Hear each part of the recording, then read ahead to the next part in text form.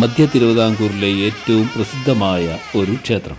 ആലപ്പുഴ ജില്ലയിലെ ചെങ്ങന്നൂർ നഗരത്തിൽ സ്ഥിതി ചെയ്യുന്ന പുരാതനവും മഹാപ്രസിദ്ധവുമായ ക്ഷേത്രമാണ് ചെങ്ങന്നൂർ മഹാദേവ ക്ഷേത്രം.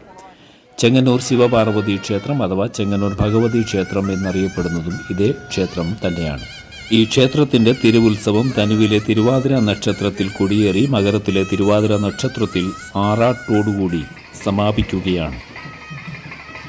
മുൻ വർഷങ്ങളെ അപേക്ഷിച്ച് ഈ വർഷം തിരുവുത്സവത്തിന് പങ്കെടുക്കുവാനെത്തുന്ന ഭക്തജനങ്ങളുടെ തിരക്ക് വളരെ കൂടുതലാണ്. ക്രമാതീതമായി വർദ്ധിച്ചുകൊണ്ടിരിക്കുന്ന വൻ ജനത്തിരക്കാണ് ഈ വർഷം നമുക്കിവിടെ കാണുവാനായിട്ട് കഴിയുന്നത്. അപ്പോൾ ഈ ചെങ്ങന്നൂർ മഹാദേവ ക്ഷേത്രത്തിലെ തിരുവുത്സവത്തിൻ്റെ കാഴ്ചകളൊക്കെയാണ് നിങ്ങളുമായിട്ട് പങ്കുവയ്ക്കുന്നത്. എല്ലാ പ്രിയപ്പെട്ട എംഫോ ട്രാവലിൻ്റെ പുതിയ വീഡിയോയിലേക്ക് വീണ്ടും സ്വാഗതം. ഈ ചാനൽ നിങ്ങൾ ആദ്യമായിട്ട് കാണുന്നവർ സബ്സ്ക്രൈബ് ചെയ്തിട്ടില്ലാത്തവരും ചുവന്ന സബ്സ്ക്രൈബ് ബട്ടൺ അമർത്തുന്നതായും മറന്നുപോലെ തുടർന്ന് ബെല്ലേക്കും കൂടി എനേബിൾ ചെയ്തു വെക്കുക. അപ്പോൾ ക്ഷേത്ര ഉത്സവത്തിലേക്ക് സ്വാഗതം.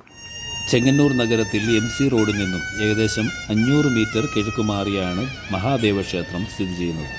ചെങ്ങന്നൂർ റെയിൽവേ സ്റ്റേഷനും KSRTC ബസ് സ്റ്റാൻഡും ക്ഷേത്രത്തിൽ നിന്നും 1 കിലോമീറ്റർ ദൂരെയാണ് സ്ഥിതി ചെയ്യുന്നത്.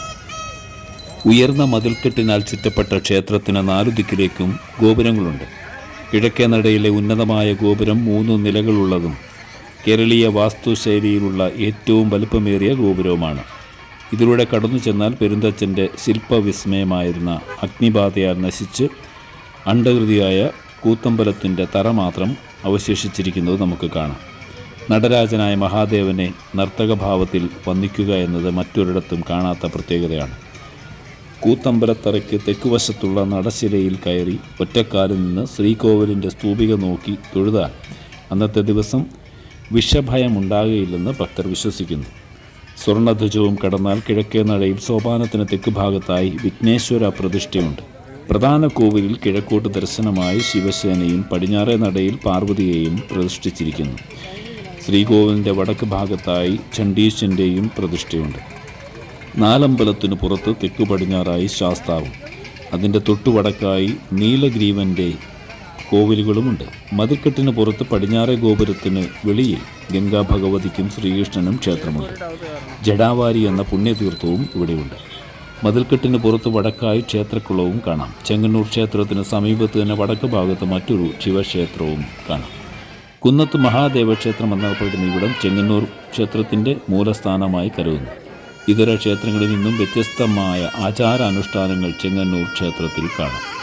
മലയും കരയും കടലും കൈകോർത്തുകൊണ്ട് വിവിധ സമുദായങ്ങളെ അനുഷ്ഠാനങ്ങളാൽ ഒരുമിപ്പിച്ചുകൊണ്ട് സാമൂഹിക ഐക്യം ഊട്ടിയുറപ്പിക്കുവാനുള്ള ശ്രമം ചെങ്ങന്നൂർ ക്ഷേത്രത്തിൻ്റെ ആചാരാനുഷ്ഠാനങ്ങളിൽ ദർശിക്കാവുന്നതാണ്. ക്ഷേത്രത്തിൻ്റെ കിഴക്കേ ഗോപുരത്തിലൂടെ അകത്തു കടന്നാൽ ആദ്യ ആനക്കുട്ടിലെത്തുന്നു. സാമാന്യ വലിപ്പമുള്ള ആനക്കുട്ടിലാണിത്. 5 ആനകളെ എഴുന്നള്ളിക്കാനുള്ള സൗകര്യവും ഇവിടെയുണ്ട്. ഭജന, നാമജപം തുടങ്ങിയവ നടത്തുന്നതും ഇവിടെയാണ്.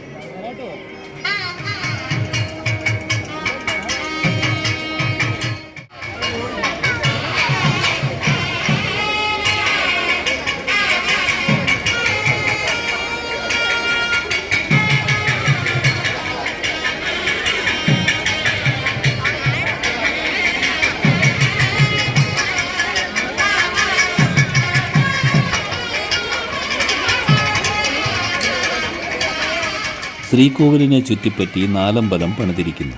അതിവിശാലമാണ് ഇവിടുത്തെ നാലമ്പലം. നാലമ്പലത്തിനകത്തേക്കുള്ള പ്രവേശന കവാടത്തിന് ഇരുവശവുമായി വാതിൽമാടങ്ങൾ കാണാം. തെക്കേ വാതിൽമാടത്തിലാണ് ഹോമങ്ങൾ നടക്കുന്നത്. വടക്കേ വാതിൽമാടം വാദ്യമേളങ്ങൾക്കും നാമജപത്തിനും വിശ്രമത്തിനുമായി ഉപയോഗിക്കുന്നു. വടക്കേ വാതിൽമാടത്തിൽ ചെണ്ട, മദ്ദളം, ഇടയ്ക്ക, തിമില തുടങ്ങിയ വാദ്യങ്ങൾ തൂക്കിയിട്ടിരിക്കുന്നു. തെക്കുകിഴക്കേ മൂലയിൽ പതിവ് പോലെ തിടപ്പള്ളി പണിതിട്ടുണ്ട്. നിവേദ്യ സമയത്ത് ഇവിടെ നിന്ന് അപ്പത്തിൻ്റെയും പായസത്തിൻ്റെയും മണമടിക്കുന്നത് പതിവാണ്. ശ്രീകോവിലിന് ചുറ്റുമുള്ളായി അകത്തെ ബലിവട്ടം പണിതിരിക്കുന്നു. അഷ്ടദിക്പാലകർ: കിഴക്ക് ഇന്ദ്രൻ, തെക്ക് കിഴക്ക് അഗ്നി, തെക്ക് യമൻ, തെക്ക് പടിഞ്ഞാറ് നിരുതി, പടിഞ്ഞാറ് വരുണൻ, വടക്ക് പടിഞ്ഞാറ് വായു, വടക്ക് കുബേരൻ ചന്ദ്രൻ, വടക്കു കിഴക്ക് ഈശാനൻ. സപ്തമാതൃക്കുകൾ: തെക്ക് ഭാഗത്ത് ഒറ്റക്കല്ലിൽ കിഴക്ക് നിന്ന് പടിഞ്ഞാറോട്ട് ബ്രാഹ്മി, മഹേശ്വരി, കൗമാരി, വൈഷ്ണവി, വരാഹി, ഇന്ദ്രാണി, ചാമുണ്ഡി എന്നീ ക്രമത്തിൽ. വീരഭദ്രൻ സപ്തമാതൃകൾക്കൊപ്പം കിഴക്ക് ഭാഗത്ത്, ഗണപതി സപ്തമാതൃകൾക്കൊപ്പം പടിഞ്ഞാറ് ഭാഗത്ത്, ബ്രഹ്മാവ് വടക്കു കിഴക്കിനും ഇടയിൽ, നിർമ്മാല്യാധാരി വടക്കിനും വടക്കു കിഴക്കിനുമിടയിൽ ശിവലിംഗ രൂപത്തിൽ ഇവിടെ ചണ്ഡികേശ്വരൻ എന്നിവരെ പ്രതിനിധീകരിക്കുന്ന ബലിക്കല്ലുകൾ ഇവിടെ കാണാം. ശീവേലി സമയത്ത് ഇവയിൽ ബലി തൂക്കുന്നു. ബലിക്കല്ലുകൾ ദേവൻ്റെ ദേവിയുടെ വികാരഭേദങ്ങളാണെന്നാണ് വിശ്വാസം. തന്മൂലം അവയെ ചവിട്ടുന്നതും തൊട്ടു തലയിൽ വയ്ക്കുന്നതും നിരോധിച്ചിരിക്കുകയാണ്. നാലമ്പലത്തിനകത്ത് ശിവൻ്റെ നടയിലും ഭഗവതിയുടെ നടയിലും നമസ്കാര മണ്ഡപങ്ങൾ കാണാം. രണ്ടും ചതുരാകൃതിയിൽ പണികഴിപ്പിച്ചതും ചെമ്പുമേഞ്ഞ മേൽക്കൂരയോട് കൂടിയതുമാണ്. ഇവയിൽ കിഴക്കേ നടയിലെ നമസ്കാര മണ്ഡപമാണ് വലുത്. അസാമാന്യ വലിപ്പമുള്ള ഈ മണ്ഡപത്തിൽ ഏകദേശം 20-ലധികം തൂണുകൾ നമുക്ക് കാണാം. ഇവയിലെല്ലാം ശില്പരൂപങ്ങൾ ദൃശ്യവിസ്മയം തീർക്കുന്നു. മണ്ഡപത്തിൻ്റെ മച്ചിൽ ബ്രഹ്മാവിൻ്റെയും അഷ്ടദിക്പാലകരുടെയും രൂപങ്ങൾ കൊത്തിവെച്ചിട്ടുണ്ട്. മണ്ഡപത്തിൻ്റെ കിഴക്കേ അറ്റത്ത് ഭഗവദ്വാഹനമായ നന്ദിയുടെ ഒരു ശില്പമുണ്ട്. ഏകദേശം 1001 കലശം വരെ വെച്ച് പൂജിക്കാവുന്ന സൗകര്യം ഇവിടുള്ളതായി കണക്കാക്കപ്പെടുന്നു. ചെങ്ങന്നൂർ ക്ഷേത്രത്തിലെ തൃപ്പൂത്താറാട്ട് പ്രസിദ്ധമാണ്. ഇത് മറ്റൊരു ക്ഷേത്രത്തിലും കാണാനാകാത്ത ചടങ്ങാണ് എന്നാണ് ഇതിൻ്റെ പ്രത്യേകത വർദ്ധിപ്പിക്കുന്നത്. ചെങ്ങന്നൂർ ഭഗവതിയുടെ പ്രതിഷ്ഠ രജസ്വലയാകുന്നു എന്നാണ് ഇതിലെ പ്രത്യേകത. വർഷത്തിൽ പലതവണ ദേവി തൃപ്പൂത്താകാറുണ്ട്. പൂജാരി നിർമ്മാല്യം മാറ്റുന്ന അവസരത്തിൽ ഉടയാടയിൽ രജസ്വലയായതിൻ്റെ പാടുകണ്ടാൽ 3 ദിവസത്തേക്ക് പടിഞ്ഞാറേ നട അടയ്ക്കും. ഭഗവതി ചൈതന്യത്തെ ബലിബിംബത്തിലേക്ക് മാറ്റിയിരുത്തുന്നു.